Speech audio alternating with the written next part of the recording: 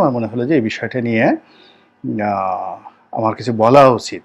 একটা সিলেটে যে একটা মহিলা মেডিকেল কলেজ হাসপাতাল আছে। তো সেই হাসপাতালের তিনি পরিচালক।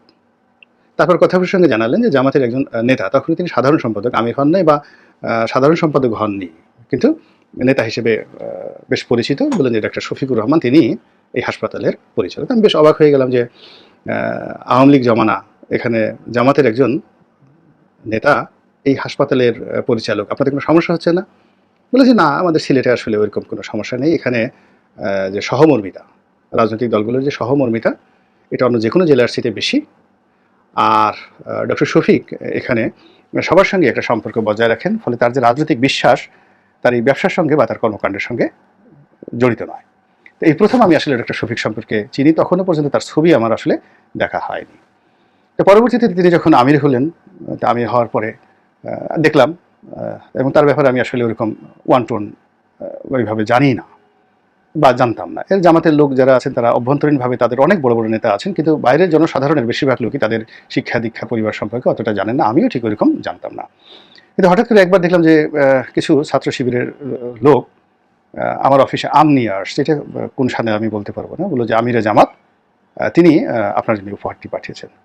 আমি খুব সম্মানিত বোধ করলাম এবং তারা আমাকে টেলিফোনে তার সঙ্গে কথা বলিয়ে দিল। আমি খুব মানে অবাক হয়ে গেলাম। তিনি সালাম দিলেন বিনয়ের সঙ্গে এবং আমি আওয়ামী লীগের এমপি বা ছিলাম না আমার এখনো মনে পড়ে না এটা কত সালের ঘটনা। তো তিনি সেটি পাঠিয়েছেন। আম পাঠিয়েছেন একেবারে ১ বস্তা আম। তো যাই হোক এই তার সঙ্গে কথা হলো একবার। তারপরে আরও ২-৩ বার কথা হলো। ওই একইভাবে একবার জায়নামাজ পাঠালেন, একবার পাজামা পাঞ্জাবি পাঠালেন। এরকম উপহার বিভিন্ন উপলক্ষে পাঠিয়েছেন।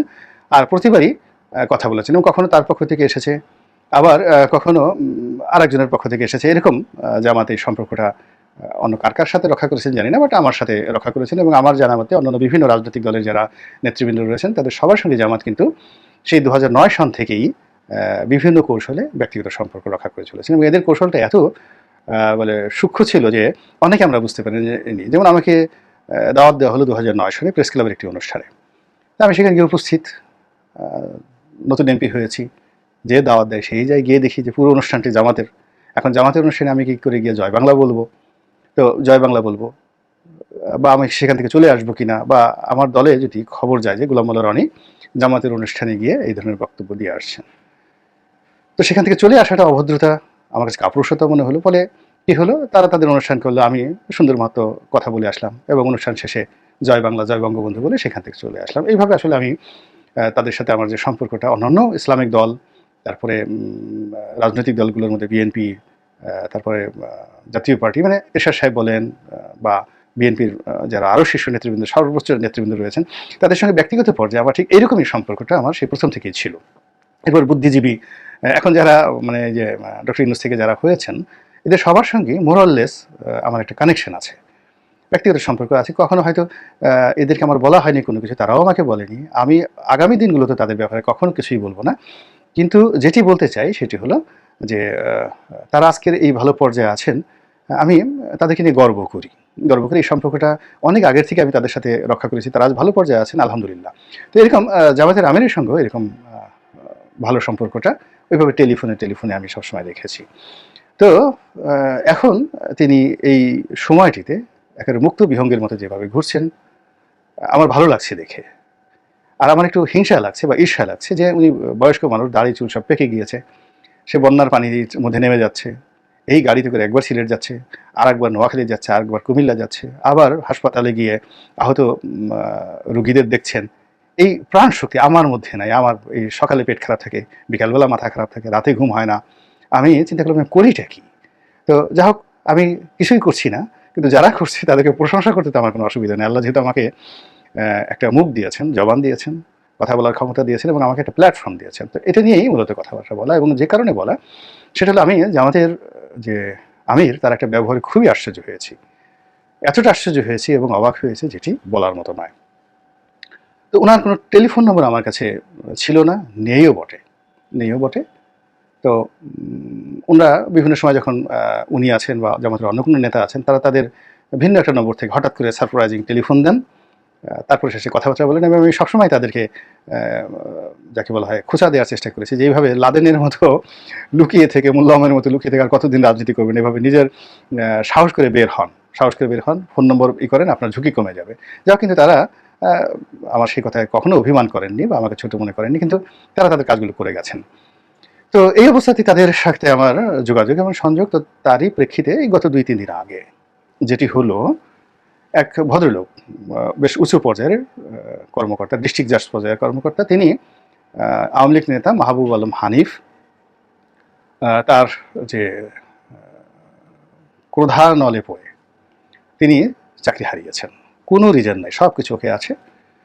তো তিনি এখন সেই চাকরিতে এই পরিবর্তিত পরিস্থিতিতে বহাল হতে চাচ্ছেন। তো তিনি ডক্টর ইউনূসের কাছে যেতে চাচ্ছেন। তো আমি বললাম যে ডক্টর ইউনূসের কাছে যাওয়ার জন্য তো আসলে আমার কোনো যোগাযোগ নাই। এখন যারা রাজনীতিবিদ আছেন, বিএনপি আছেন, জামাত আছে, তাদের যারা শীর্ষ নেতৃবৃন্দ আছেন, আপনি তাদের কাছে যান এবং কেউ যদি ঢুকতে না চায়, দেখা করতে না চায়, আমার কথা বলবেন। আমি এমনি জাস্ট একটা কনফিডেন্স থেকে বলছি। আপনি যদি মির্জা ফখরুল সাহেবের কাছে যান, জামাতের আমির কাছে যান, বা অন্য যার সাথে সম্পর্ক আছে ডক্টর ইউনূসের কাছে যাওয়ার জন্য, ঠিক আমার কথা বলবেন। আমি জাস্ট এইভাবে ইন কমন, ইন জেনারেল এই কথাটা বলে দিয়ে ভদ্রলোককে পাঠিয়ে দিলাম। ভদ্রলোক আমি যখন বলছি ঠিক তার 2 ঘন্টা পরে তিনি একেবারে সোজা জামাতের আমিরের কাছে চলে গেছেন। আমি যখন এরকম ব্যস্ত ছিলাম, আমার বেখেয়াল ছিলাম, সামনে বেশ কয়েকজন লোকও ছিল, আমি বুঝতে পারিনি। হঠাৎ করে আমার মোবাইলে একটা টেলিফোন আসলো। এক ভদ্রলোক বললেন যে কথা বলেন, শুধু এতটুকুই কথা বলেন। তো ও মাথা থেকে বললো যে আসসালামু আলাইকুম, ভাই কেমন আছেন? আমি বললাম ভালো। তো বললো যে আপনি যে লোক পাঠিয়েছেন, আমি চেষ্টা করবো সর্বোচ্চ এই লোকটিকে সাহায্য করার জন্য। তা আমি স্মরণ করতে পারছিলাম না যে আমি কে কথা বলছেন, কার কাছে পাঠালাম বা কে গেল। তো আমি অনেকটা কনফিউজড এবং কিংকর্তব্য বিমূঢ়। তা আমি বললাম যে দয়া করে বলবেন আপনি কে বলছেন। তিনি বললেন যে আমি শফিকুর রহমান বলছি, একজন কৃষকের ছেলে। আসলে আমার বুদ্ধি এত কম, আমি তখনও পর্যন্ত বুঝতে পারিনি। আমি আরও প্রায় 5-6 সেকেন্ড আমি আত্মস্থ এবং ধাতস্থ হওয়ার চেষ্টা করলাম। পরে আমি বললাম যে ভাই এটা কি ধরনের কথা, আমি জামাতের আমিরের সঙ্গে কথা বলছি বা আমিরে জামাতের সঙ্গে কথা বলছি। এবং এখানে একটা ব্যাপার হলো যে চ্যারিটি বিগেন্স ফ্রম হোম। আমি যেটা জানি যে আমরা বাইরে থেকে তাকে জামাতের আমির বলি, কিন্তু জামাতের যারা লোকজন আছেন তারা বলেন আমির বা আমিরে জামাত, এবং অনেক লোক কিন্তু তাকে আমিরুল মুমিনিন বলে ডাকেন, আমিরুল মুমিনিন বলে ডাকেন, বিশ্বাসীদের নেতা বলে তাকে ডাকেন। যাই হোক, তো এরকম একটা মানুষ তিনি আমাকে হঠাৎ করে টেলিফোন দিলেন। তার যে লোক আমাকে টেলিফোন করলো একবারও বললেন না যে আপনি অমুকের সাথে কথা বলেন। অনেকটা মানে মানে র্যাডিকুলাস যাকে বলা হয়, অ্যারোগান্সনেস, এই যে সঙ্গে সঙ্গে রেসপন্ড করা। তা আমি বললাম যে কি বলেন আপনি, আমি আমিরে জামাত আমাকে টেলিফোন করেছেন এবং এই ভাষায় আমি তো খুব সম্মানিত বোধ করছি। ঠিক আছে, আপনি মানে সে যে কারণে ফোন করেছে কাজটা করে দেবে, আমি সেই বিষয়টাই ভুলে গেলাম। আমি শুধু বললাম যে উনি আমার কাছে আসছিলেন, ওনার একটা অভিযোগ ছিল, আশা ছিল, আমি আপনার কথা বলেছি, আপনি সম্মানিত করেছেন, দ্যাটস ওকে। তো এই হলো ডাক্তার শফিকুর রহমান সাহেবের, আমি আবার মানে উত্তেজনার নামটা কি ডক্টর শফিক, আমি শফিকুর রহমান লেখেন না শফিকুল ইসলাম লেখেন, আমি এই মুহূর্তে এলোমেলো হয়ে গেছে, আমি কথা বলতে গিয়ে অনেকটা আবেগপ্রবণ হয়ে গেছে এই বিষয়টা নিয়ে, ক্ষমা চাই যারা শুনছেন। ডক্টর শফিক জামাতের আমির। তো আমি তাকে সালাম জানিয়ে টেলিফোন রাখলাম এবং তখনই আমার মনে হলো যে এই বিষয়টা নিয়ে আমার কিছু বলা উচিত। একটা দলের শীর্ষ নেতা, বয়স্ক নেতা, সম্মানিত নেতা, তিনি অন্য মানুষকে কীভাবে সম্মান করেন, কীভাবে মর্যাদা দেন, এই বিষয়টি প্রকাশ করা উচিত। 2 নম্বর হলো যে তিনি এই বয়সে যেভাবে কাজগুলো করছেন সেটার প্রশংসা করা উচিত। তারপরে হলো যে এখনও যে এই সমাজে মানুষের জন্য কাজ করে, এটা জানানো উচিত। তো এটাই জানালাম। আল্লাহ রাব্বুল আলামিন ভালো জানেন, যারা দেখছেন তাদের সবার প্রতি রহমত এবং বরকত আল্লাহ নাজিল করেন, এবং আমিরে জামাত আল্লাহ তাকে হেফাজত করুন, হেদায়েত দান করুন, উত্তম যাজা দান করুন, এই দোয়া করছি। আসসালামু আলাইকুম রহমতুল্লাহি ওয়া বারাকাতুহু।